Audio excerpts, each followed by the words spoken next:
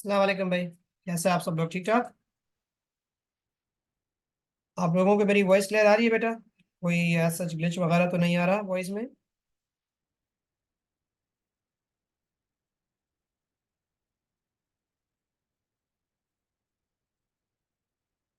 ठीक है, that's good.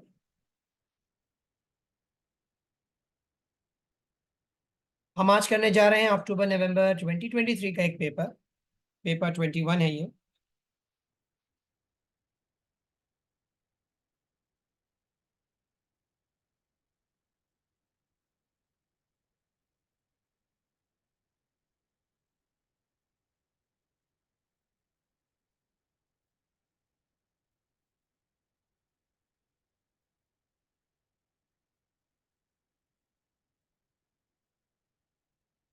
हाँ, वेक्टर्स के सवाल आते हैं कभी। पहला ही पार्ट आ गया। Compare scalar and vector quantities आप कह ही नहीं थी अभी। अब इसमें लेकिन वेक्टर डायग्राम नहीं होगी इतनी ज्यादा। मुझे नहीं लग रहा कि बीकर में पानी वानी निकल रहा है, तो आई डोंट थिंक इसमें कोई वेक्टर डायग्राम बनवाएगा। चलें, शुरू तो करते हैं।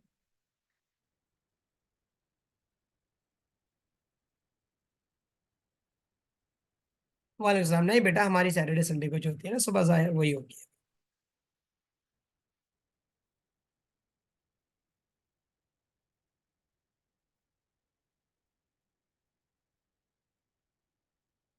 क्वेश्चन कहता है compare scalar and vector quantities. जिस पेपर बेटा इसका सबसे टॉप पे देखो, रेफरेंस ईयर लिखा हुआ है winter 23 paper 21। Compare scalar and vector quantities, तो वही सीधी सी बात है, scalar quantities have magnitudes only,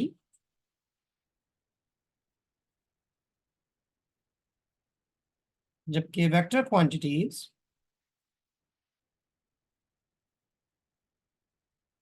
have both magnitude and direction.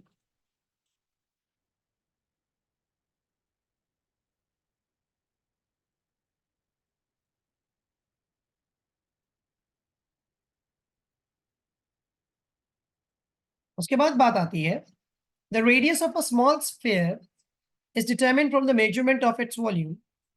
The sphere is submerged in water, displacing some of the water into the measuring cylinder as shown in figure 1.1. The measured volume of the displaced water is 28.0 plus minus 0.5 centimeter cube. Calculate the radius in centimeters and the percentage uncertainty in the radius of the sphere. अब देखिए, ये जो volume है ये sphere का है।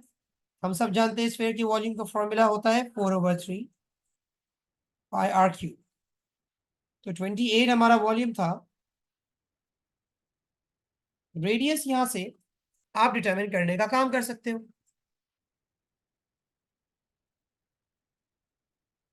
तो 28 multiply by 3 divided by 4 and pi cube root of answer, this gives me 1.88 and I will also write 1.88 क्योंकि मेरा जो डेटा है 3 सिग्निफिकेंट फिगर्स के अंदर है, तो मैं अपनी रेडियस की वैल्यू भी 3 सिग्निफिकेंट फिगर्स के अंदर कोट कर सकता हूँ। आप इसको एक डेसिमल प्लेस नीचे लाना चाहो ले आओ, मतलब 1.9 भी करना चाहो कर दो, इसमें इतना कोई मसला नहीं है। लेकिन एसएफ को अगर आप देखो तो ये 3 सिग्निफिकेंट फिगर्स में डेटा था, तो हम भी 3 सिग्निफिकेंट फिगर्स में अपनी वैल्यू कोट कर सकते हैं। आपका मार्क डिडक्ट नहीं होगा इसमें। फिर इसके बाद वो कहता है the percentage uncertainty in the radius of the sphere.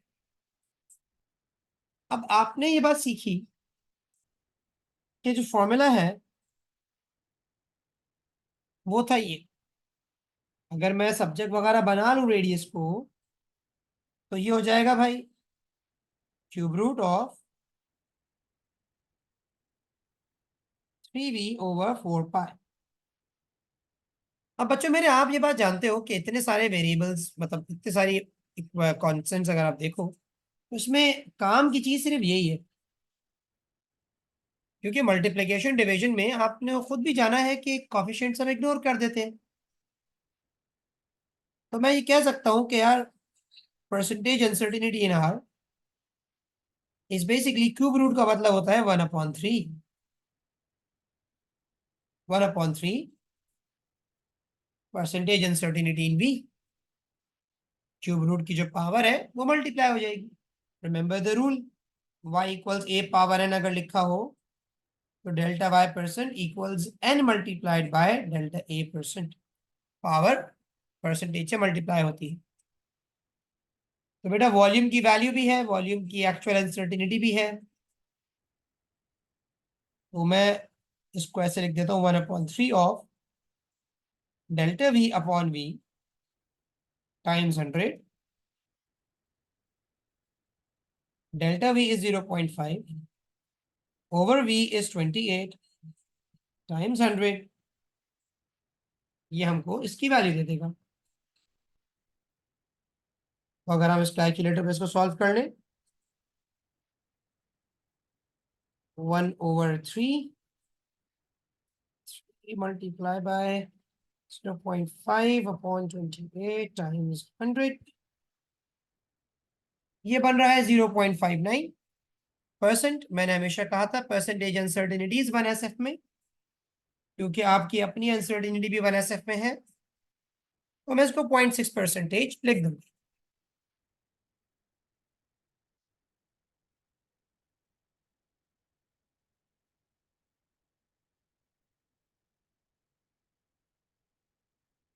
हाँ बेटा, 3 वोल्ट के साथ का ये 3, ये 4, ये पाई, ये सब इग्नोर हो। सिर्फ और सिर्फ वी पे जो पावर है वो यूज हो। मतलब आप चाहो तो इसको एक और स्टेप कर दो, जिसमें आर इक्वल्स टू ये सब कुछ क्यूब रूट ऑफ 3/4 पाई को एक तरफ लिख दो और क्यूब रूट ऑफ वी को एक तरफ लिख दो। तो आप समझ जाओगे कि ये जो कुछ है ये महज एक कांस्टेंट है, ये इग्नोर हो जाए। ये 3 वोल्ट नहीं है, वॉल्यूम के साथ मल्टीप्लाई बाय 3 हो रहा है। हमें इंसान पिटाई लगेगी तुम्हारी। 3 वोल्ट, अरे भाई।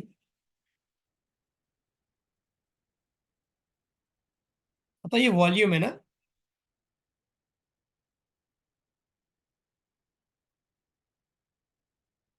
तो ये सिर्फ इसके साथ काम आएगा कि रेडियस का वी के अंडर रूट क्यूब रूट के साथ रिलेशन।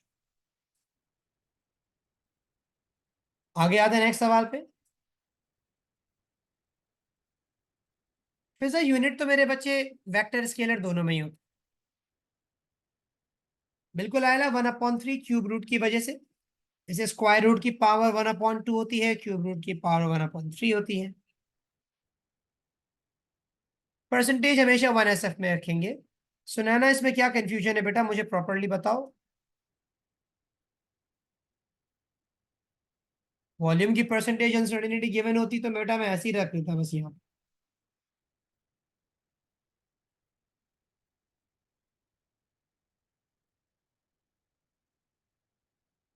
सुनैना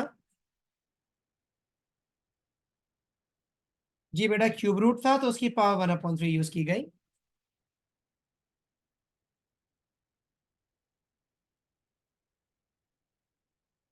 ठीक है, क्वेश्चन 2 पे आ जाते हैं। क्वेश्चन 2 हमें कहता है कि a hot air balloon floats just above the ground. The balloon is stationary and is held in place by a vertical rope as shown in figure 2.1। ठीक है, ये वही अपथ्रस्ट वाला सवाल लग रहा है मुझे अभी। कहता है the balloon has a weight of 3.39 exponent 4 newtons. The tension in the rope is 4 exponent 2 newtons। एक minute रुकिएगा, my battery is going down।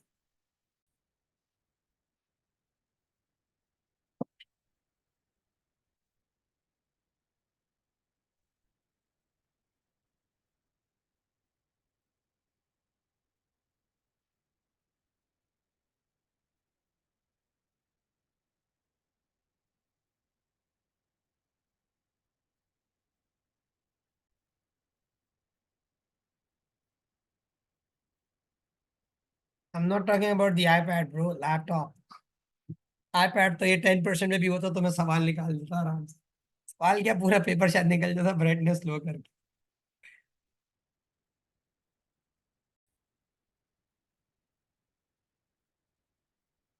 अच्छा खैर, तो मैं इसकी डायग्राम बना लेता हूँ। साइड में इतना हॉट एयर बलून क्या करूंगा बना के। लेट्स से ये है एक बॉक्स, सही है। इसका वेट आ रहा है नीचे की तरफ, मैं थोड़ा साइड में बना रहा हूँ वेट, लिटरली साइड में नहीं है। एंड ये आ रही है हमारी रो, सही है। इसमें टेंशन होगी क्योंकि ये ऊपर उठना चाह रहा है ना। और इस सबसे बढ़कर यानी इन दोनों के सम के बराबर आ रही होगी इस पे थ्रस्ट।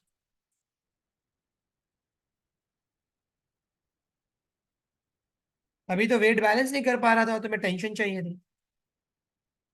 कहते हैं draw labelled arrows to show the direction of three forces. अरे यार, पढ़ लेता पहले। अच्छा भाई, टेंशन,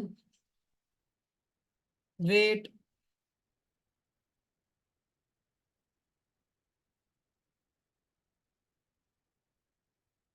एंड अपथ्रस्ट। हाँ बेटा, अपथ्रस्ट वेट से ज्यादा है इसका। कहता है मुझे कैलकुलेट करके दो volume to three significant figures of the balloon. Balloon का वॉल्यूम चाहिए उसको। अब बलून के वॉल्यूम के लिए उसने आपको जो चीजें दी हैं, जैसे बलून का वेट गिवन है, टेंशन फोर्स गिवन है, बलून का वॉल्यूम निकलेगा रॉ जी वी से। आप डेंसिटी ऑफ एयर ना यूज करने बैठ जाना बलून का वॉल्यूम निकालने के लिए। नहीं बेटा, you don't need to mention the values. Labelled arrows बनाने तो हमने लेबलिंग कर दी।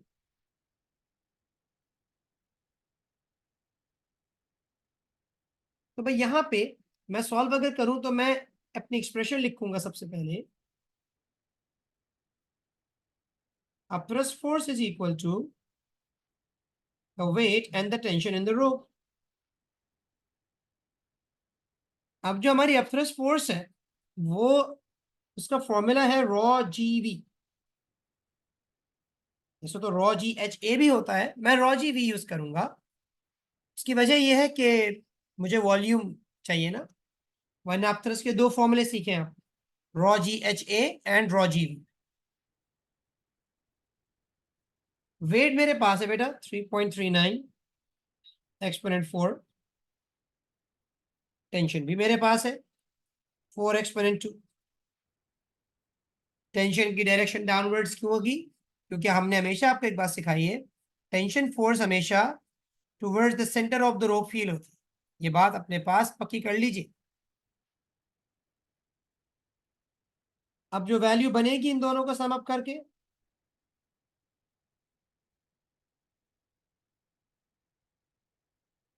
उसको डिवाइड कर देंगे हम रॉ और जी से। ये डेंसिटी ऑफ एयर होती थी 1.23 और ग्रेविटी है 9.81।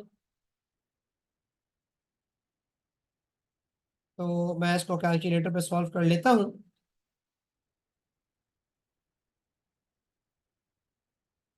वॉल्यूम आ रहा है 2842.6।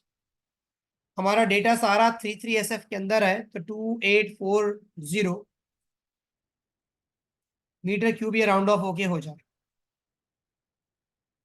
इस पूरे पार्ट को सॉल्व करने की जो की स्टेटमेंट थी वो ये थी, जिसका पहचानने का तरीका ये था कि जब सवाल में कहा कि the balloon floats and the balloon is stationary, it is held in place, हम समझ गए कि यार फोर्सेस बैलेंस्ड है। सही, और फोर्सेस बैलेंस्ड है तो मैंने बनाई फोर्सेस कि यार वेट नीचे होगा, रोप की टेंशन भी उसे नीचे ही खींच रही है, that too will be downwards. सिर्फ एक अपथ्रस्ट होगा ऊपर की तरफ जो कि इन दोनों के सम के बराबर हो। ये बलून इस वक्त इक्विलिब्रियम में आया, बस ये इक्वेशन बनाने की देर थी। वेट और टेंशन मेरे पास मौजूद, अपथ्रस्ट फोर्स मैंने यहाँ पे निकाला। अगर बिल फर्स्ट ये सवाल आगे कंटिन्यू करता है, मुझे नहीं पता ये आगे लेके जाएगा या नहीं जाएगा इस बात को। तो अगर रोप कट कर दी जाती तो ये एक्सेलरेट करता हुआ ऊपर जाता, क्योंकि फिर अपथ्रस्ट वेट से ज्यादा हो जाता और फिर वो मुझसे एक्सेलरेशन पूछ सकता था। तो मैं initial acceleration F net equals M A करके निकाल लेता। इनिशियल इसलिए बोल रहा हूं क्योंकि आगे जाके जब इस पर एयर रेजिस्टेंस आती तो फिर मुझे वेट के साथ साथ एयर रेजिस्टेंस को भी देखना पड़ता। लेकिन बहरहाल ऐसी कोई बात उसने पूछी नहीं है, हम आगे बढ़ते हैं। नहीं भाई, क्यों नहीं, पूछिए पूछिए। The balloon is released from the rope. Calculate the initial acceleration of the balloon. भाई वही जो बात आपको समझाई थी वही कर देते हैं यहाँ पे। लगा देते हैं अपने डी इक्वल्स है में। लाजी बात है, रोप काट दी, टेंशन खत्म। तो अब आप इस वक्त जो देखेंगे वो है resultant force as the upthrust minus the weight. अब आप सोचेंगे सर अपथ्रस्ट फोर्स आप निकालेंगे क्या, तो मैं बिल्कुल नहीं निकालूंगा, क्योंकि मुझे पता है अपथ्रस्ट वेट और टेंशन के सम से बनाने जाने वाली चीज। और अगर अपथ्रस्ट में से मैं वेट माइनस करता हूं रिजल्टेंट के चक्कर में, वो तो टेंशन फोर्स के बराबर आ जाएगी। जो रोप मैंने काटी, तो यहाँ पे हमारे पास ये चीज टेंशन के बराबर हो जाएगी। तो हम ये कह सकते हैं कि भाई आप बजाय आप थ्रस्ट निकालो फिर उसमें से वेट माइनस करो, आप डायरेक्टली टेंशन फोर्स यूज करो। क्योंकि जैसे ही रोप कट होगी सिर्फ ये दो बचेंगे, और इन दोनों का जो डिफरेंस है वो टेंशन के इक्वल है। तो मैं चाहूं तो यहाँ पे टेंशन लिख सकता हूँ। क्योंकि ये बात अजीब सी जाएगी ना, बंद सर आप तो कह रहे रोप काट दी फिर आप यहाँ पे टेंशन ले रहे हैं। तो मैं असल में अकल का इस्तेमाल करूँ, ये बात जानते हुए कि वेट और अपथ्रस्ट ही है असल में, लेकिन जो डिफरेंस है वो टेंशन के बराबर। तभी तो टेंशन ने होल्ड किया हुआ था। तो सोचो ना, एक चीज पे से अगर तुम वो फोर्स हटा दो तो जो रिजल्टेंट आएगा उतना ही आएगा जो फोर्स तुमने हटाई है, क्योंकि उसी से वो पूरा सिस्टम बैलेंस हुआ हुआ। वो इनडायरेक्टली इस वक्त ये फोर्स टेंशन के बराबर है रिजल्ट। तो हमें उसकी वैल्यू गिवन थी 4 एक्सपोनेंट 2 न्यूटन।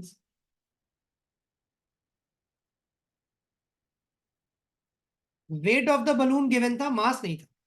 तो मैं वेट को 9.81 से डिवाइड करके मास बना लेता हूँ।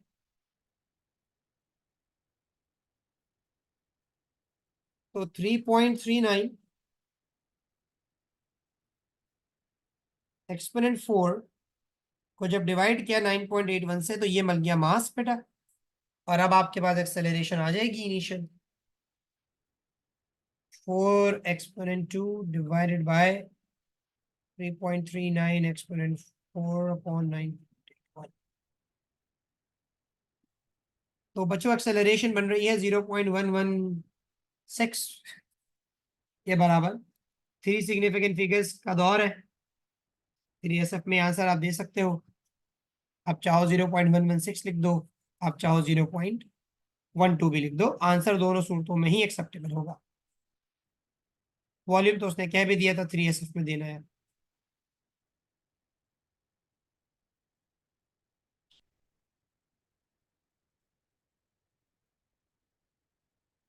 एक सवाल आया है कि सर अगर हम रोप काट रहे हैं तो हमें कैसे भला बलून ऊपर जाएगा। ये खैर बहरहाल अनएक्सपेक्टेड सवाल है, मैं एक्सपेक्ट नहीं कर रहा था कि आपसे कोई ये बात भी पूछ सकता है। अम इस डायग्राम को देख के ही मेरे ख्याल से शायद आप समझ जाओ कि जब रस्सी काटेंगे तो बलून कहाँ जाना चाहिए। बचपन में अगर आपने कभी हॉट एयर बलून खरीदे, मतलब थोड़ा सा हीलियम फिल्ड बलून खरीदे हैं, तो जब आपके हाथ से रस्सी छूटती थी तो आपका बलून ऊपर ही जाता था बेटा, कभी जिंदगी में नीचे तो गिरा नहीं। रस्सी ही से आप उसको पकड़ के रखते थे, क्योंकि अपथरस वेट से ज्यादा होता था उस पे। रोप उसे रोकी भी होती थी। आपके हाथ से रोप छूटी और वो बलून गया ऊपर। बकलौल इंसान। एक बच्चा पूछता था अगर बलून का अपना वेट अपसरत से ज्यादा होता, अबे तो वो फ्लोट थोड़ी करता, फिर वो जमीन पे रखा हुआ होता भाई। फ्लोटिंग पोजीशन पे है, तो लाजमी सी बात है ना अपसरत वेट से ज्यादा होगा। ऐसी बातें कर रहे हो तुम? चाय या कॉफी वॉफी पिया करो तुम इस टाइम बैठ के।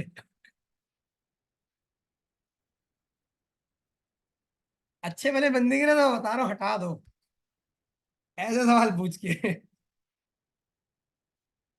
आगे बढ़ते भाई। कहता है the balloon is stationary at a height of 500 meters above the ground. A tennis ball is released from rest. अच्छा ठीक है, and falls vertically from the balloon. A passenger in the balloon uses the equation v square minus u square equal to as to calculate that the ball will travel at a speed of approximately 100 ms when it hits the ground. Explained why the actual speed will be much lower than 100 ms. ओ भाई, वो मौसूफ assume करके बैठे हुए कि acceleration gravity के बराबर होगी और वेट ही अकेली फोर्स है जो उस पर लग रही होगी। लेकिन जनाब, आप एक छोटी सी बात समझिए कि 500 मीटर की हाइट पे ये रेजिस्टेंस नेग्लिजिबल थोड़ी है। आपके पास तो ये चीज डिक्रीज होती चली जाएगी, रिजल्टेंट फोर्स फॉल करेगी और रिजल्टेंट फोर्स फॉल करने की वजह से आपकी एक्सेलरेशन डिक्रीज हो रही होगी।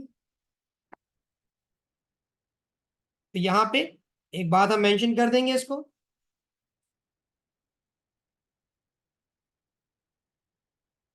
Acceleration of the ball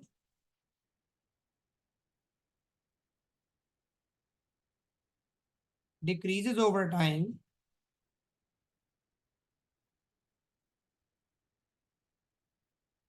as air resistance increases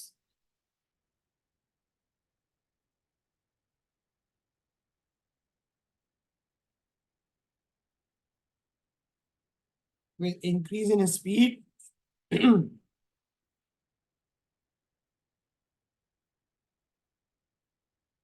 and the resultant force decreases.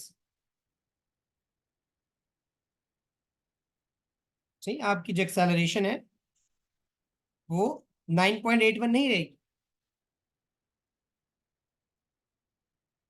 Only initial acceleration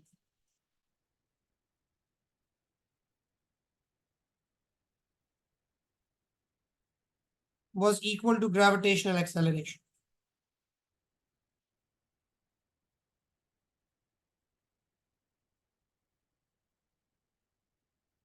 ठीक है, तो ये इक्वेशन टेक्निकली गलत हो जाएगी इस चीज। वैसा मेरे बच्चे, पार्ट वन में कन्वेंशन लेने की जरूरत नहीं है, क्योंकि वेट और अपथ्रस्ट का जो डिफरेंस है वो ऊपर की तरफ ही आएगा, एक्सेलरेशन भी ऊपर की तरफ है, तो कन्वेंशन लेके क्या करोगे। मैंने जो टेंशन रखा है वो ये सिर्फ देखते हुए इसको रखा है कि इनडायरेक्टली वेट और अपथ्रस्ट का डिफरेंस टेंशन के बराबर आएगा।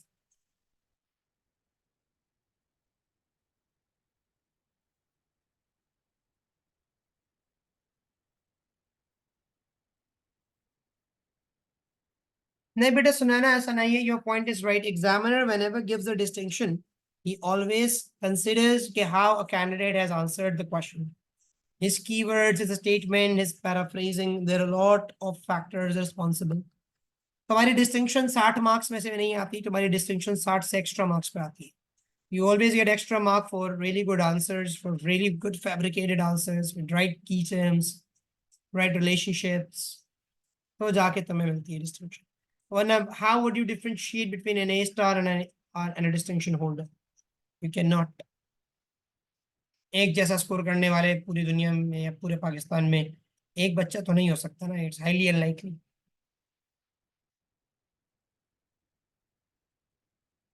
जी बेटा Shahid, this formula is only applicable for constant accelerations only. तो यहाँ पे हमने क्या कहा था कि as the ball falls air resistance weight के स्पीड के साथ साथ बढ़ेगी, जिससे उसकी रिजल्टेंट फोर्स और उसकी एक्सेलरेशन कम हो जाएगी, एंड एज अ रिजल्ट आपके पास स्पीड उतनी नहीं बढ़ पाएगी जितनी स्पीड होनी चाहिए।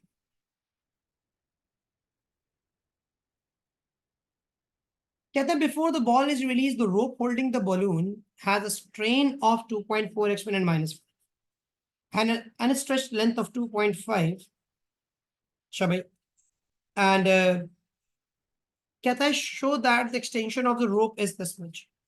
स्ट्रेन दे के, आपको पता है strain is extension over original length वैसे, तो the strain is 2.4 exponent minus 5. The extension is what I have to find out and the original length is 2.5. Multiply करोगे मेरा ख्याल से बन ही जाएगा 6.0 एक्सपोनेंट माइनस 5 मीटर्स। क्या उठाऊं कैलकुलेटर इसके लिए? इलास्टिक पोटेंशियल एनर्जी मांग रहे हैं आप। हाँ, ये अच्छी चीज है। इलास्टिक पोटेंशियल एनर्जी के लिए बच्चे हाफ एफ एक्स लगा दो। फोर्स वो लेना जो आपके रोप में हो, सही, and that is your tension. और मेरे ख्याल से 6 एक्सपोनेंट 2 थी शायद, क्या थी, 4 एक्सपोनेंट 2 थी टेंशन। कि जिस फोर्स से रो को खींचा गया है, जो टेंशन उसमें है वो 4 एक्सपोनेंट 2 है, और एक्सटेंशन आप निकाल चुके हैं 6 एक्सपोनेंट माइनस 5। इसको सॉल्व कर लेता हूँ कैलकुलेटर पे।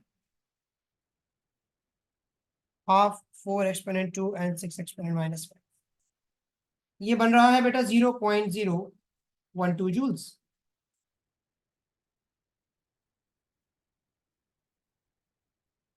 फिर कहता है the rope holding the balloon is replaced with a new one of the same original length, ठीक है, एंड क्रॉस सेक्शनल एरिया।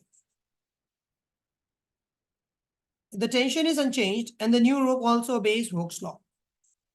कुछ तो सेम है भाई। The new rope is made from a material of a lower Young's modulus. ये word पढ़ते ही मैं सबसे पहले यंग मॉडुलस का फॉर्मूला लिख लूंगा, FL/AX। तो कह रहे सेम लेंथ है, सेम एरिया है, सेम टेंशन है, मतलब FLA सब कुछ सेम हो गया। यंग मॉडुलस का एक्सटेंशन के साथ रिलेशन इनवर्स है।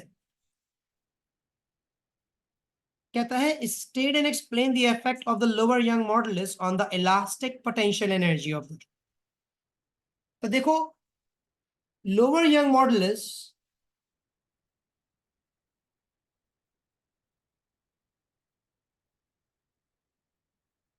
Means greater extension.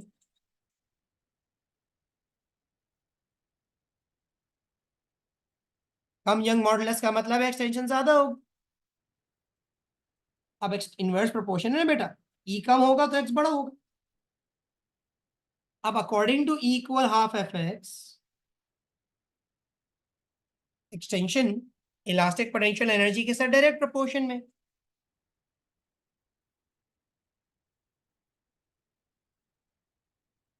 as energy is directly proportional extension, तो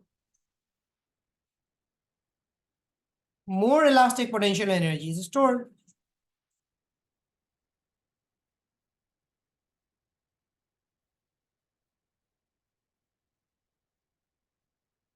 ये आसान सवाल था,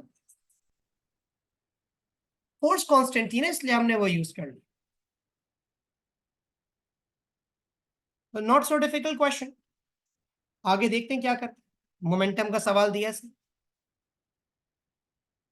कहते हैं a trolley A moves along a horizontal surface at a constant velocity towards another trolley B which is moving at the lower constant speed in the same direction. Table 3.1 shows data for the trolleys A and B. The two trolleys collide elastically and then separate. All right. Resistive forces are negligible. ठीक है. Figure 3.2 shows the variation with time for the velocity of trolley B. Trolley B की velocity बढ़ गई 0.12 से बढ़ते हुए 0.3 पे चली गई। कहता है state what is represented by the area under the VT graph, displacement. कहते हैं use table 3.1 and 3.2 figure, determine the acceleration of the trolley B during the collision. Acceleration is basically v minus u over t. Trolley B की kinetic speed जो है वो बढ़ के हो गई थी 3 ग्राफ से, 0.3 जो मैंने रीड किया ग्राफ से, और 0.12 थी पहले। 0.3 minus 0.12 अपॉन टाइम टेकन। अब देखो ये जो चेंज आया है, ये चेंज आना शुरू हुआ है 0.15 से और 0.35 सेकेंड्स तक चला था। यानी आप देखें अगर इसको तो ये बेसिकली 0.2 सेकेंड्स के बीच में हुआ है, जो भी टाइम इंटरवल इसका 0.2 सेकेंड्स का था। आप ग्रेडियंट भी निकाल के कर सकते हो, बात एक ही। मैं फॉर्मूला लगा के कर रहा हूं।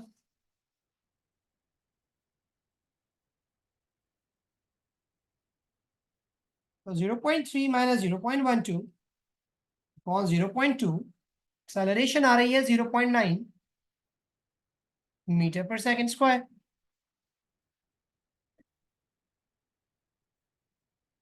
एंड में कहता है magnitude and direction of final velocity of trolley A. इसके लिए law of conservation of momentum लगा, क्योंकि वो तो हर जगह लगता है ना, हर कॉलिजन पे अप्लाई हो जाता है। m1u1 plus m2u2 equals m1v1 plus m2v2। मेरे पास ट्रॉली 1 का जो मास है 0.25 और बी का है 0.75।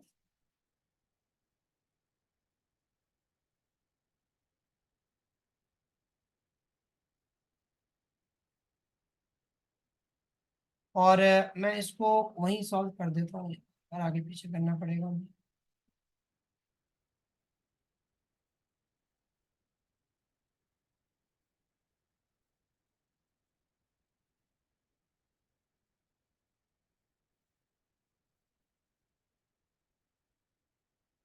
नहीं, ये लिखो। तो initial velocity of trolley A was 0.48 and trolley B was 0.12। Collision के बाद ट्रॉली ए जिसका मास 0.25 था, उसकी वेलोसिटी आपको निकालनी है, और ट्रॉली बी जिसका मास 0.75 था, उसकी वेलोसिटी हो गई थी 0.3। यहां से भी निकाल लिया जा सकता है। 0.25 into 0.48 plus 0.75 into 0.12 minus 0.75 into 0.3 divided by 0.2।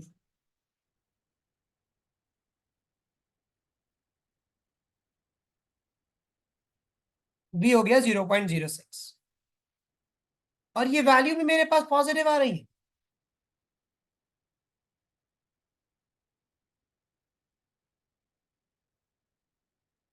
तो 0.06 टू द राइट। ठीक है, आंसर पॉजिटिव आया। आपने देखो ना, इस डायरेक्शन को प्लस लिया हुआ था। तो आंसर अगर प्लस आ रहा है तो उसका मतलब ये बॉडी भी राइट साइड पे जा रही होगी। यहाँ पे पेस्ट कर देते हैं।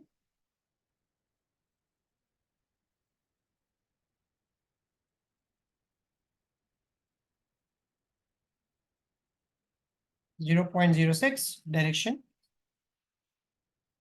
To the right side. आप लोगों के पास माइनस आ रहा है क्या? मेरे पास कोई प्लस आ रहा है भाई। 0.25 इंटू 0.48 0.75 इंटू 0.12 माइनस 0.75 इंटू 0.3। ओ हाँ, माइनस आ रहा है। अच्छा, इतना छोटा सा नजर नहीं आया मुझे, सॉरी सॉरी सॉरी। मेरे कैलकुलेटर में मुझे नजर नहीं आया। हाँ भाई, to the left. Apologies apologies.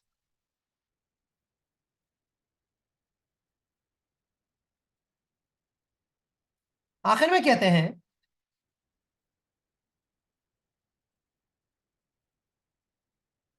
कहता हूँ figure 3.2 sketch the variation of the velocity of trolley A from 0 to 0.5 seconds। Trolley ए का ग्राफ बना। तो देखो बच्चों, ट्रॉली ए हमारे पास पहले चल रही थी 0.48 मीटर्स पर सेकेंड, 0.15 सेकेंड्स तक ये ऐसे ही चलती रही। जिसके बाद शुरू हुआ कॉलिजन। 0.35 सेकेंड्स पे ये कॉलिजन हुआ खत्म और इसकी वेलोसिटी कम होके 0.06।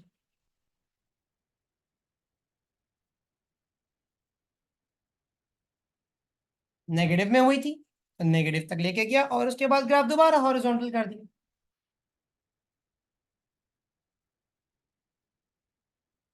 बेटा सेपरेशन में जरूरी नहीं है ऑपोजिट डायरेक्शन में जाए, हो सकता है कॉलिजन के बाद दोनों एक ही डायरेक्शन में मूव कर रहे हैं, आगे वाला फास्ट हो गया और पीछे वाला स्लो, जिसकी वजह से आगे वाली बॉडी आगे निकल गई, पीछे वाली बॉडी थोड़ा पीछे रह गई, लेकिन जा दोनों आगे की तरफ रहे थे। तो जरूरी नहीं होता कि अगर दो बॉडी सेपरेट हो रही हैं तो उनकी डायरेक्शन एक दूसरे के ऑपोजिट ही हो। तो भाई हमने यहाँ पे क्या किया, ग्राफ में 0.48 पे दिखाई वेलोसिटी, यहां से स्टार्ट हुआ था कॉलिजन, यहां से वेलोसिटी चेंज करना शुरू की और 0.35 तक उसकी वेलोसिटी चेंज करते रहे अंटिल हमने उसको 0.06 नहीं कर दिया, क्योंकि फाइनल वेलोसिटी एक ही हम निकाल चुके। एंड देन दोबारा कांस्टेंट।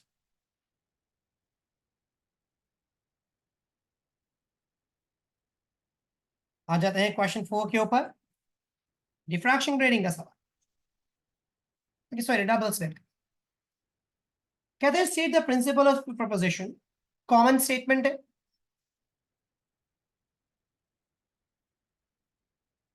कि भाई when two waves meet at a point in space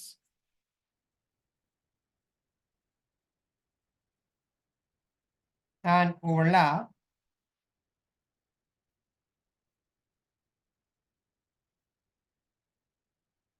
their resultant displacement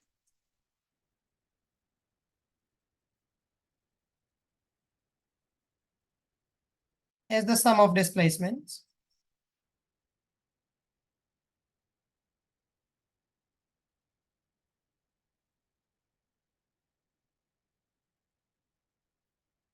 of interfering waves। याद कर लो अच्छे से इसको। कहते हैं coherent light is incident normally on two identical slits x and y.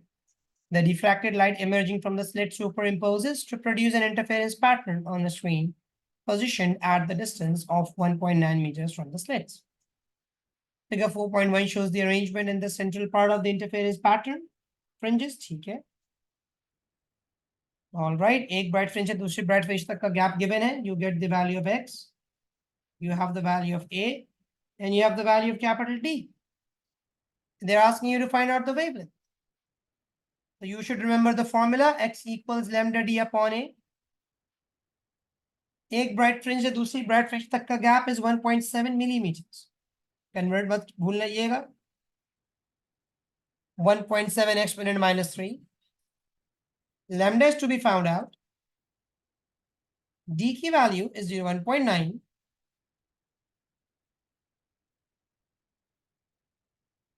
And A is 0.65 millimeters. 0.65 exponent minus 3. So this gives me lambda. 1.7 exponent minus 3 times 0.65 exponent minus 3 upon 1.9. And the wavelength turns out to be 5.8 exponent minus 7.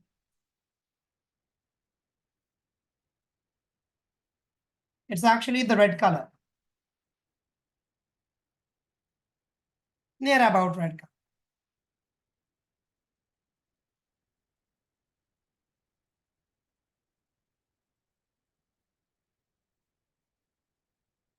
So it was a simple question. Free के 3 marks मिल गए आपको।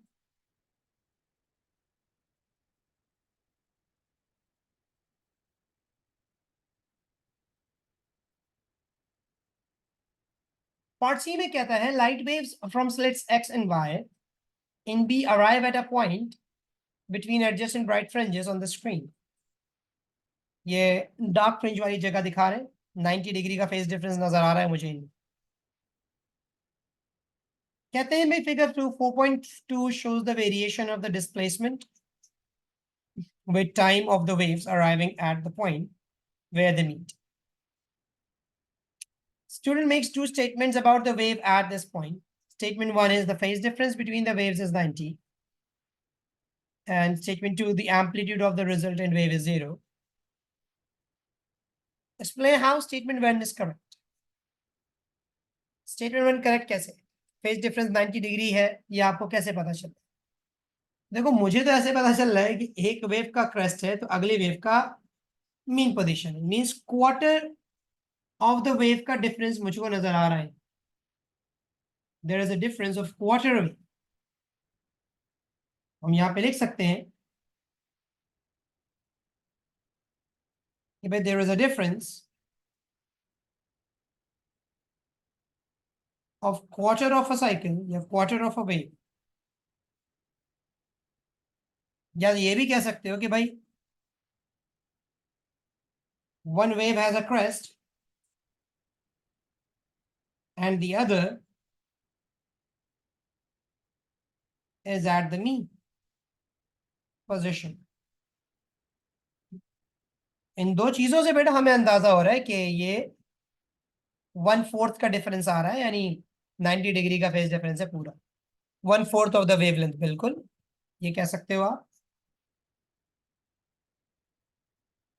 Extend and explain whether statement 2 is correct or not.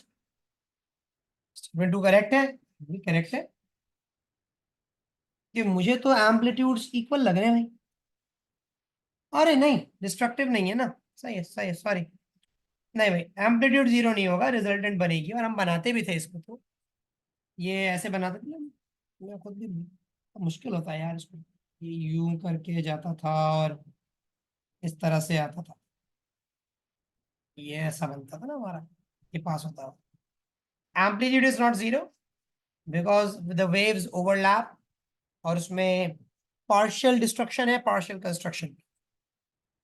ये intermediate है वैसे तो, अगर तुम्हें याद. मैं यह लिख दूंगा statement 2 is incorrect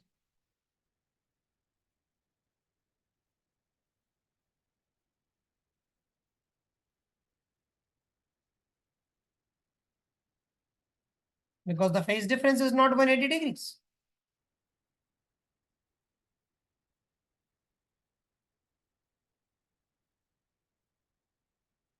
It is not a pure destructive interference.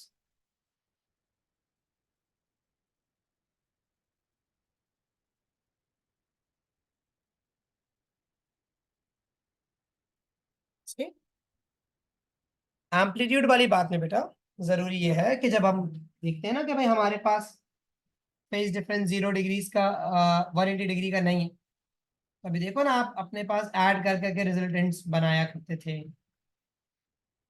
हमने सीखा था ये वाली बात अपने लेसन्स में. जो बड़ी वेव बनती थी वैसे बनती थी. It's not a pure destructive interference.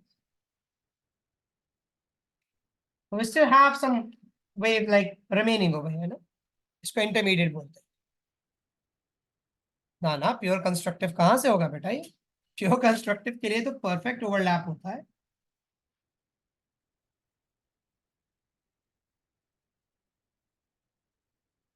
हाँ बेटा, जाहिर सही कह रहे हो, one full wave is 360 degrees. फिर मुझे कहता है the width of each slit is decreased by the same amount. There is no change in the separation of the slits. Width decrease की है, बात याद रख, देखिए गौर से, विड्थ डिक्रीज की. स्लिट को छोटा कर दिया, छोटा स्लिट. सही है. अब जब स्लिट का साइज रिड्यूस कर रहे हो, मींस आप ये कह दो इस तरह से कि भाई पहले स्लिट साइज ऐसा था,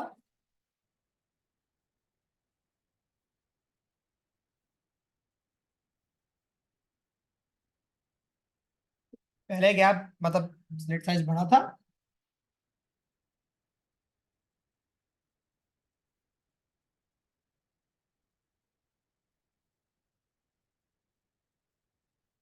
और अभी हमने स्लिट साइज को कम कर दिया.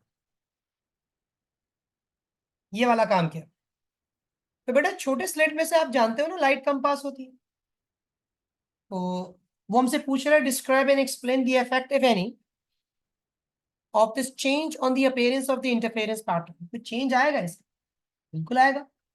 ये जो ब्राइट फ्रिंज है वो लेस ब्राइट हो जाएगी, सही, डार्क फ्रिंज डार्क ही रहेगी, लेकिन जो सेपरेशन है उसमें भी कोई चेंज नहीं है।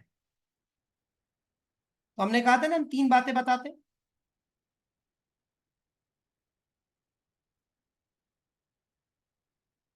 बल्कि हम एक्सप्लेन का शुरुआत ऐसे कर देते हैं भाई, less intensity of light now passes, क्योंकि एक्सप्लेन भी करने को बोल रहा है ना, सिर्फ डिस्क्राइब नहीं बोल। तो less intensity of light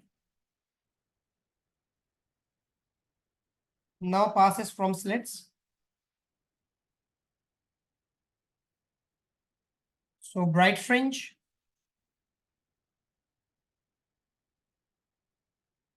becomes less bright.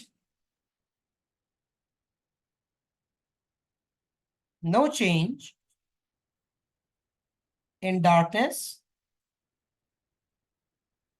of the dark fringe,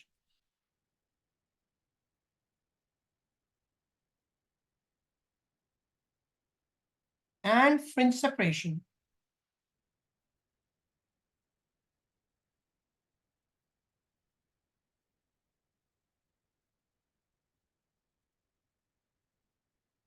Ibrahim dark पे कैसे इफेक्ट आएगा बेटा, डिस्ट्रक्टिव तभी भी पूरी हो रही है ना, इंटेंसिटी एक स्लिट से थोड़ी कम हुई है, दोनों स्लिट से कम हुई है। हाँ, you can say more diffraction, हाँ कवल नॉट मैंडेटरी, लेकिन मैंने हमेशा कहा है कि जब भी समझाओ तो तीनों बातें बता दिया करो, इसलिए मेरी भी आदत है तीनों बातें कहने की। फिर सवाल पे आते हैं। Train travels at a constant speed along a straight horizontal track towards an observer standing adjacent to the track as shown in figure 5. Doppler's effect का सवाल लगेगा।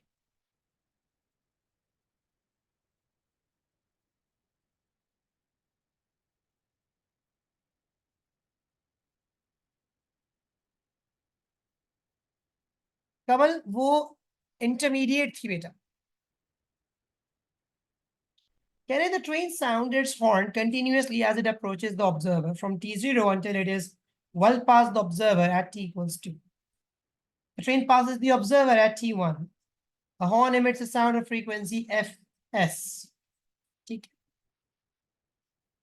On figure 5.2, sketch the variation of the frequency of sound heard by the observer at the time t. अब देखो हम पे पता है जब अप्रोच करते हो तो फ्रीक्वेंसी ज्यादा सुनाई देती है, और जब दूर निकल जाते हो तो फ्रीक्वेंसी कम सुनाई देती है। तो यहाँ पे gonna have like a horizontal line and then the frequency shifts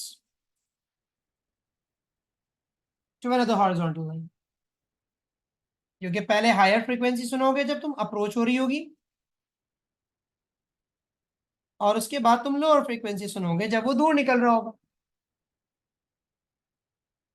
अच्छा, no need to keep the gaps exactly equal.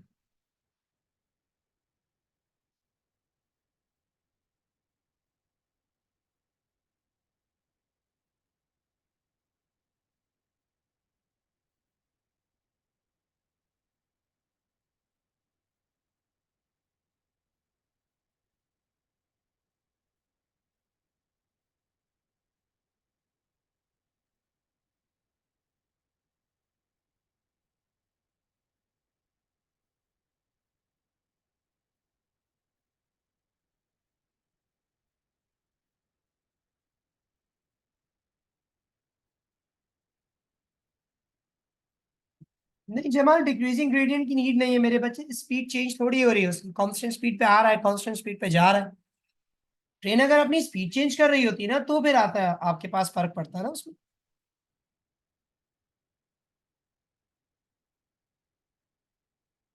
अभी आप ही के सवाल का जवाब हो रहा था जमाल।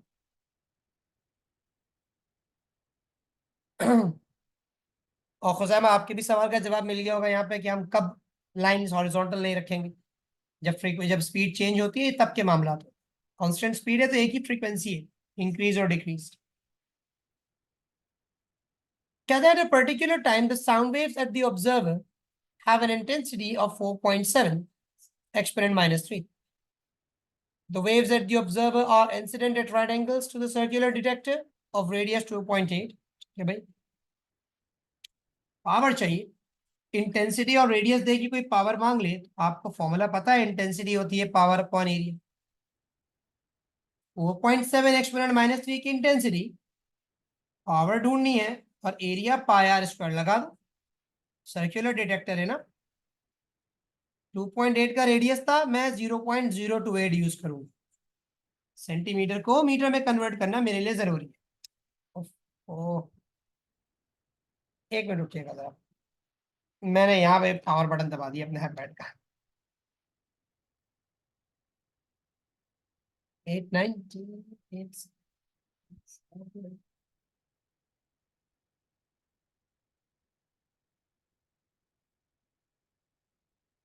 नहीं बेटा, you don't need to, I don't need to make curve over here.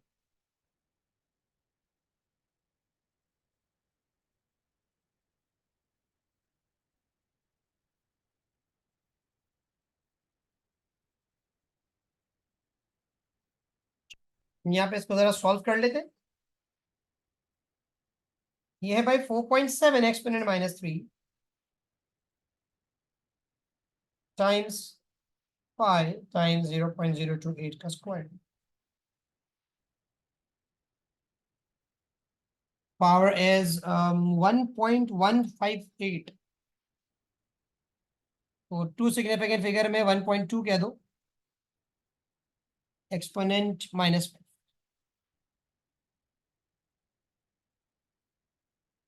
ये आपके पास पावर आ गई। छोटा सा क्वेश्चन।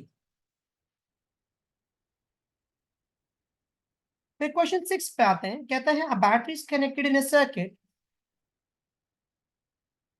वी होप सो, इंशाल्लाह आसान आएगा। A battery is connected in a circuit with an LDR, two fixed resistors, and a voltmeter.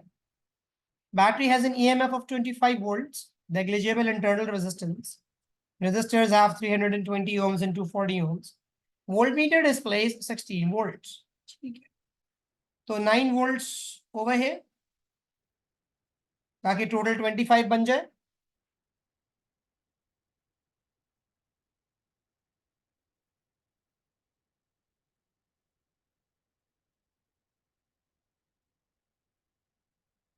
अब वो कहते हैं determine show that the current in your battery is 0.0।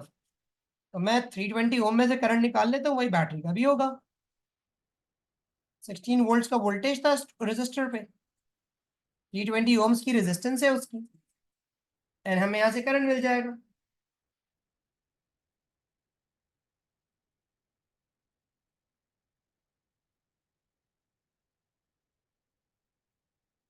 ये आ रहा है 0.05 एम्पियर्स। उसके बाद बोलता है रेजिस्टेंस ऑफ एलडीआर दे दो मुझे। अच्छा, ये लंबा पार्ट है, देखा ना, 3 मार्क्स।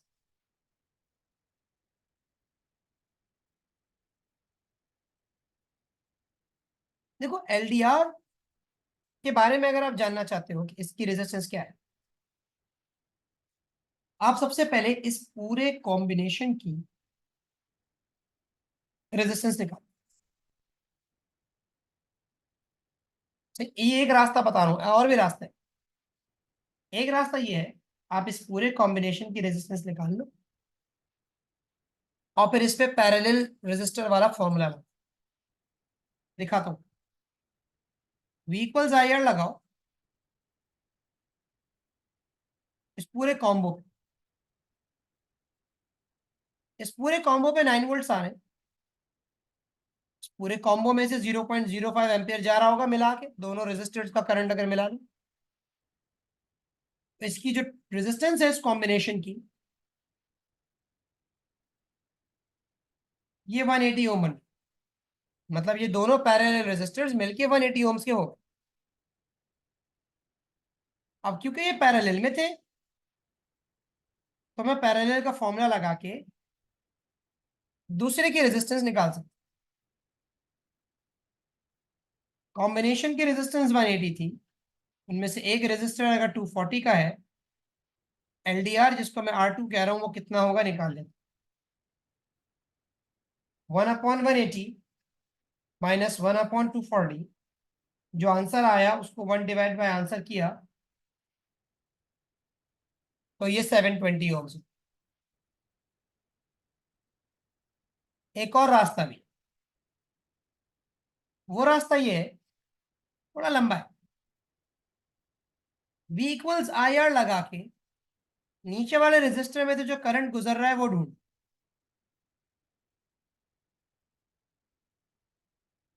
9/240, 0.0375। LDR में से कितना करंट जा रहा होगा? 0.05 में से माइनस कर दो उसको।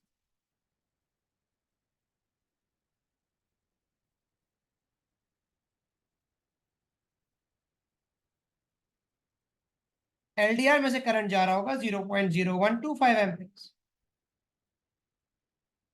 अब उस पे लगा दो, भी इक्वल्स आया, 9 वोल्ट उस पे भी आ रहे हैं, 0.0125 एम्पियर का करंट उसमें से जा रहा है, उसकी रेजिस्टेंस 720 ओम्स। ये वाला थोड़ा लंबा तरीका है जो ब्लू में मैंने किया, रेड वाला था छोटा तरीका है, इसलिए हम, मर्जी वैसे आपकी, आप चाहें रेड वाला यूज कर लें, आप चाहें तो ब्लू वाला use, you either take the red pill और द ब्लू। पहुंचोगे दोनों सूरतों में एक ही जगह भाई, सीधी बात।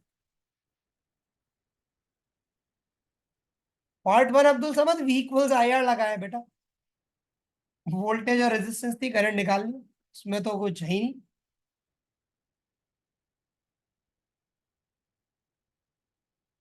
I cannot apply unitary method over here। Parallel में वोल्टेज सेम होता है, करंट नहीं होता कि मैं डिवीजन कर दूं यूनिटरी लगा के। इसके लिए हम I1 R1 equals I2 R2 कहते हैं।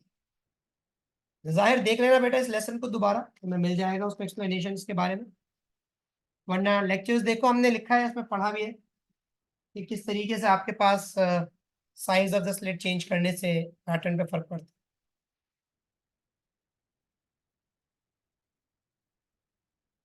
मतलब वो तो ऐसी चीज है, हम तो काफी मर्तबा कर चुके हैं उस चीज को। कहता है determine the ratio of power dissipated in LDR and power dissipated in 240 ohm resistor. तो आप अब तो अच्छा खासा डेटा निकाल चुके हो, कोई मसले की तो बात है ही नहीं। तो अगर आपको रेशियो चाहिए power in LDR upon the power in the 240 ओम, मैं V² upon R of LDR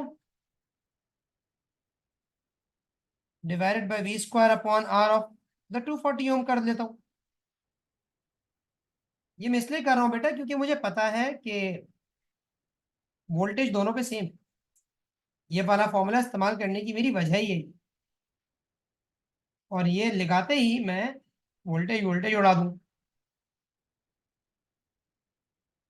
ऊपर आएगा 240 ओम्स, LDR की रेजिस्टेंस 720 ओम्स थी, भाई आ गया रेशियो 240/720,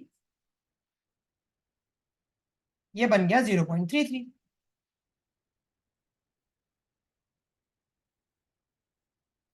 I²R लगा सकते हो अगर पहले से करंट निकाला हुआ है तो, वरना लंबी हो जाएगी ना कहानी।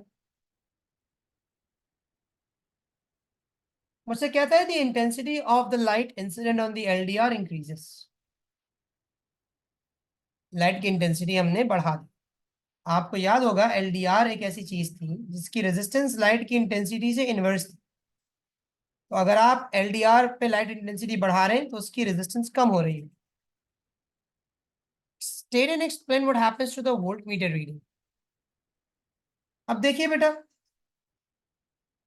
इस सवाल के जवाब को दो रास्तों से समझाया जा सकता है। पहला, आप ये कह सकते हो कि जब LDR की रेजिस्टेंस कम होगी तो पूरे सर्किट की रेजिस्टेंस कम हो जाएगी, सर्किट में करंट बढ़ जाएगा इसकी वजह से। और जो वो रेजिस्टर था 240 ओम वाला, 240 था कितना था, 300 वाला जो रेजिस्टर था, इसके अक्रॉस ये वोल्ट मीटर लगा हुआ था, उसकी रीडिंग में इजाफा हो, क्योंकि अब इस रेजिस्टर पे ज्यादा वोल्टेज आएगा। पहले अगर 0.05 एम्पेयर जा रहा था, अब हो सकता है 0.06 एम्पेयर जा रहा हो। बच्चे मेरे, जब इस पे V इक्वल्स आई आर लगाओगे तो सूरत में क्या होगा, बड़ा करंट रखोगे ज्यादा वोल्टेज आएगा। तो तरतीब क्या बनाई आंसर की, ये पहले लिखा मैंने, resistance of LDR decreases,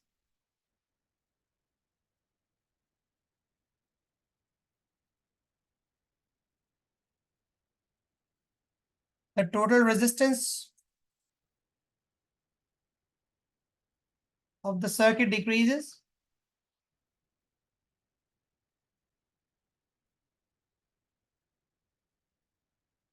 and current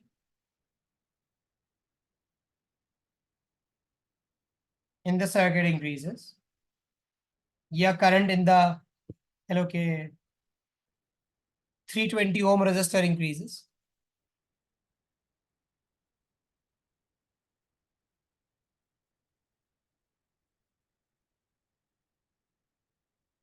More voltage now drops on the 320 ohms. So voltmeter reading increases.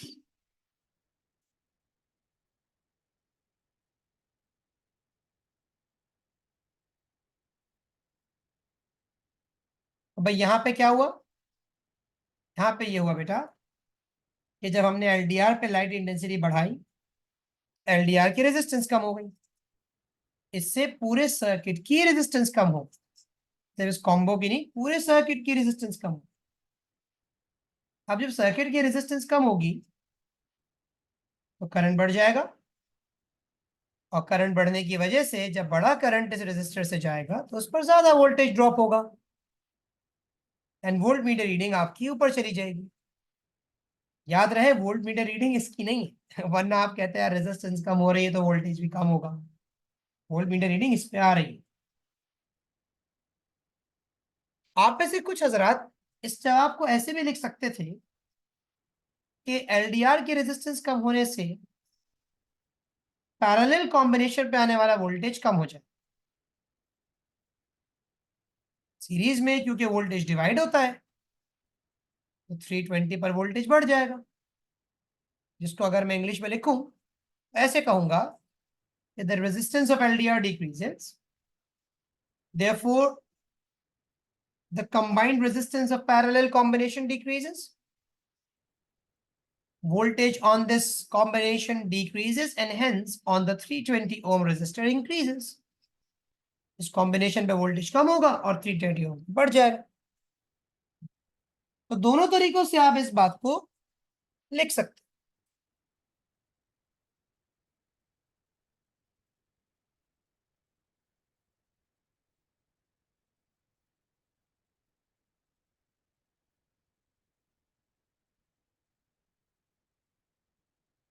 सुरैना, तुमने कैलकुलेशंस में कुछ गड़बड़ की होगी, दोबारा देख लो, वरना आंसर एग्जैक्टली सेम आना चाहिए।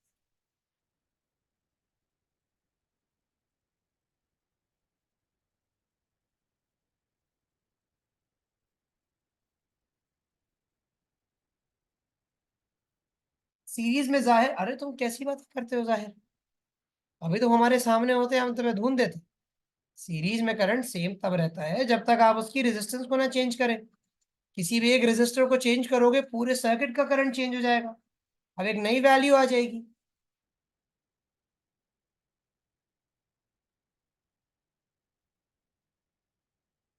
हाँ बेटा, कवल ये तब लिखते जब volt meter across LDR.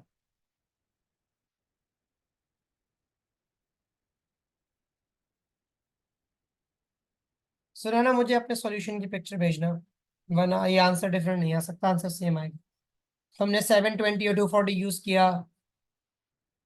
Huzaifa, निकाल सकते हो पावर इक्वल्स IV से अगर करंट निकाला हुआ है पहले से तो, वरना लंबी कहानी।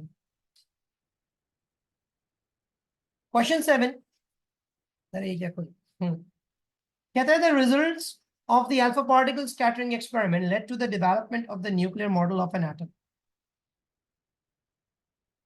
कहता है state the result that suggested that most of the mass of atom is concentrated in a very small region and most of the atom is empty space. तो दो बातें थी। पहली बात ये थी कि भाई मोस्ट और कह लो कि वेरी स्मॉल, ये very less alpha particles deflected at angles more than 90 degrees. पहली जो आपके बाद लिखी गई एटम का सारा मास बीच में है।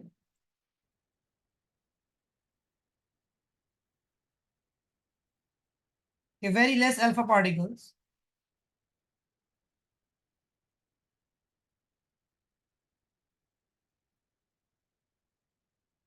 deflected at angles,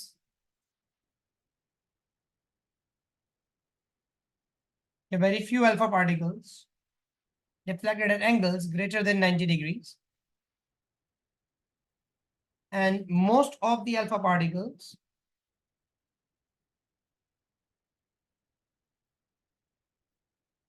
either passed undeviated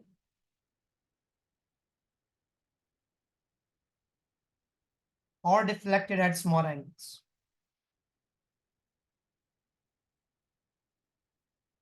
ये दो ही ऑब्जर्वेशन थी जो हमने की थी।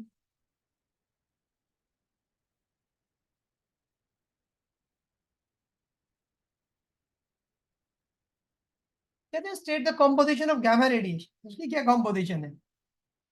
इसकी कोई कॉम्पोजिशन है? It's high frequency EM radiation.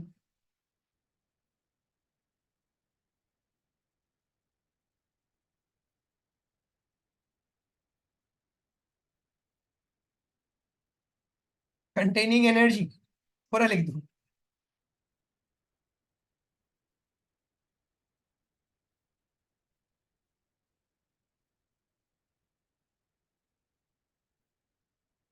उसके बाद हमसे कहता है table 7.1 list the names of three particles and possible classifications of them. हमें टेबल कंप्लीट करने को कह रहे हैं। जाहिर तुम मुझसे बेटा कल कैंपस से मिले, मैंने तुम्हें ना इंफरादी तौर पे तुम्हारी इज्तिमाई लगाई। अबे भाई कैसी बातें कर रहा है? इलेक्ट्रोमैग्नेट गामा रेडिएशन में क्वार्क कहां से आ जाएगा? गामा रेडिएशन में क्वार्क कहां से आ जाएगा? बेटा तुम आज ना रात थोड़ा सुकून से सोना, आराम करना। नींद तुम्हारी ना इस वक्त बहुत गहरी है। इलेक्ट्रो अल्फा की बात अगर करते तो उसमें फिर क्वार्क तुम कह सकते थे। गामा में क्वार्क कहां से आया? अरे बीटा में भी क्वार्क नहीं होता भाई, बीटा लेप्टॉन है। बीटा लेप्टॉन है। अल्फा में क्वार्क हो सकता था। लेप्टॉन्स तो फंडामेंटल है, उनके अंदर कुछ नहीं होता, एनर्जी होती है। मैं बता रहा हूँ ना जाहिर बेटा, तुम्हें आराम करने की जरूरत है, इस पेपर के बाद सो जाओ। तो न्यूट्रिनो लेप्टॉन होता है। न्यूट्रॉन वैसे तो हेड्रॉन और बैरियन दोनों में ही बात आ जाती है, लेकिन न्यूट्रॉन को बैरियन लिखा जाए तो ज्यादा बेहतर है, क्योंकि आपके पास जो है वो बैरियन के उसमें बिलोंग करता है ना, तीन क्वार्क से मिला हुआ पार्टिकल। और पॉजिट्रॉन भी इलेक्ट्रॉन है।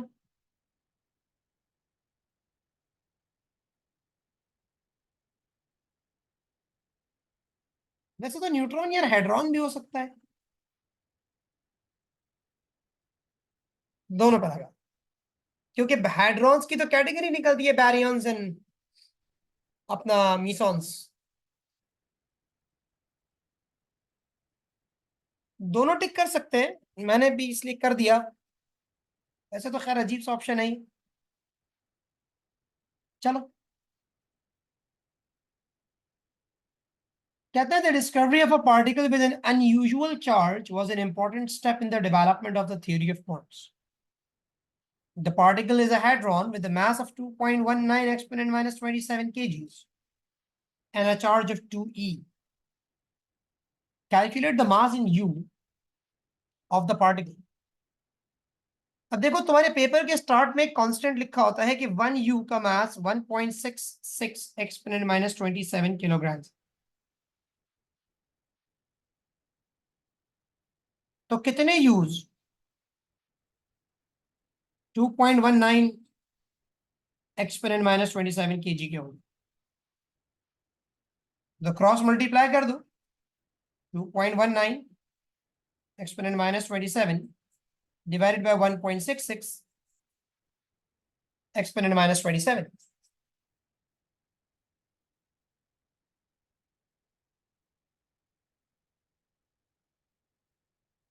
ये आ रहा है 1.3 u, और 3 एसएफ में मांगा था तो 1.32 u to be exact.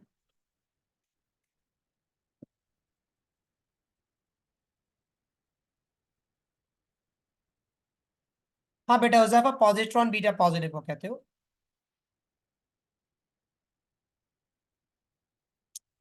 Determine a possible quark composition of a hadron with a charge of 2e and explain your reasoning।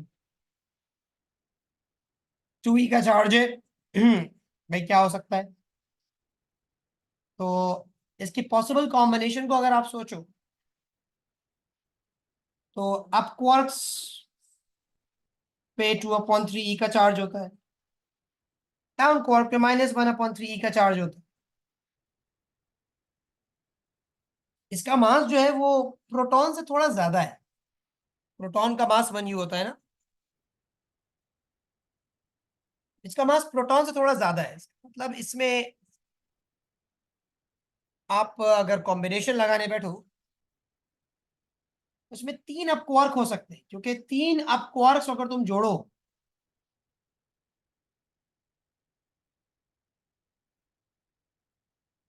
तो ये बन जाएगा 6/3e, जो कि होता है +2। तो यहां पे 3 अप क्वार्क्स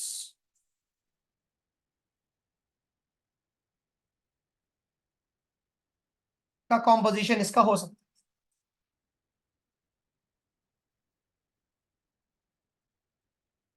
चाहो तो खैर इसमें अपना वो भी लिख सकते हो तुम, क्या लो के टॉप और बॉटम, नहीं टॉप और बॉटम नहीं, अप क्वार्क, चार्म क्वार्क और टॉप क्वार्क। अप की जगह चार्म और टॉप का वर्ड भी इस्तेमाल किया जा सकता है।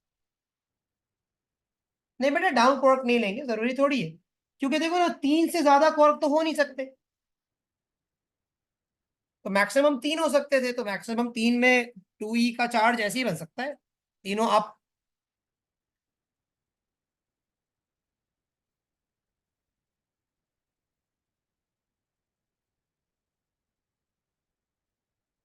मुनीब प्रॉब्ली देखो, नेक्स्ट वीक में मैं किसी दिन रैंडमली आ जाऊँ कल, अगर हुआ तो अभी मैं थोड़ी देर में मैसेज कर दूंगा।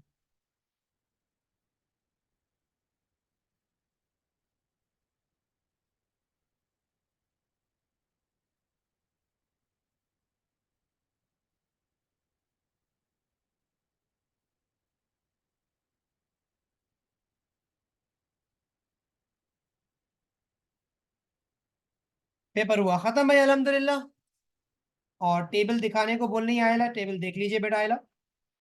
कैटेगराइजेशन थी इसमें न्यूट्रिनो और पॉजिट्रॉन्स के ऊपर। रिकॉर्डिंग ऑफ कर दूं जरा।